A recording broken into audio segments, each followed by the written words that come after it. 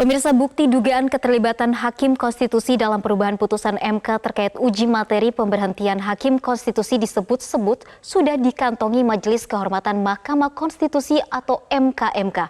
Karena itu sejak kemarin MKMK telah menjadwalkan untuk memeriksa 9 Hakim Konstitusi termasuk mantan Hakim Konstitusi Aswanto.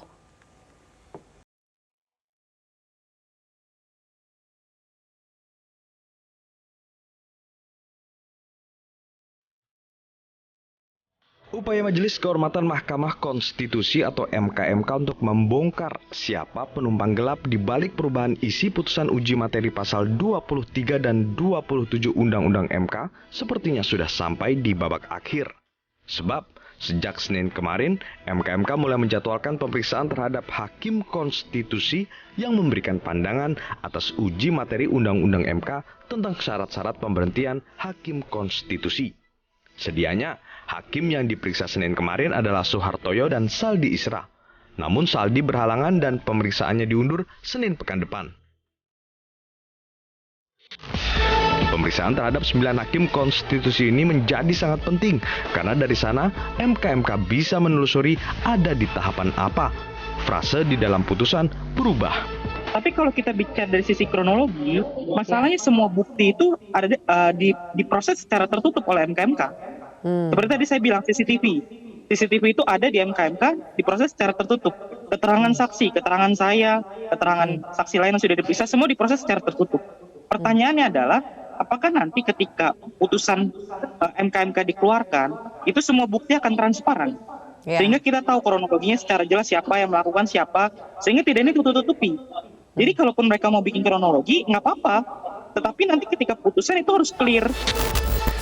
Pakar Hukum Tata Negara Bivitri Susanti berpendapat perubahan frase dalam putusan uji materi Undang-Undang MK merupakan unsur kesengajaan. Apalagi perubahan frase dengan demikian menjadi ke depan menimbulkan makna hukum yang berbeda.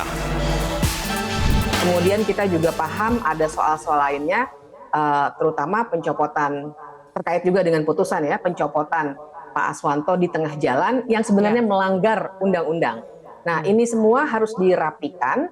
Kalau sudah ketemu orangnya, dibersihkan Mahkamah Konstitusinya, dan kita juga jadi tahu di bagian mana saja. Jadi kalau ketahuan aktornya, kita kan jadi tahu di bagian mana saja yang perlu dirapikan secara sistem, supaya ke depannya tidak bisa ada peluang-peluang penyalahgunaan kekuasaan seperti ini.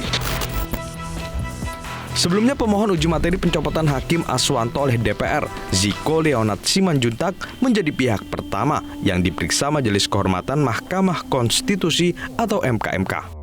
Kepada MKMK, Ziko mengaku mencurigai 2 hakim konstitusi terlibat dalam perubahan substansi putusan. 2 hakim tersebut diduga punya peran yang berbeda.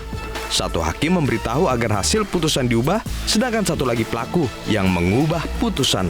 Menurut Ziko, perubahan substansi putusan sangatlah cepat, yakni 49 menit. Tim Liputan, Metro TV.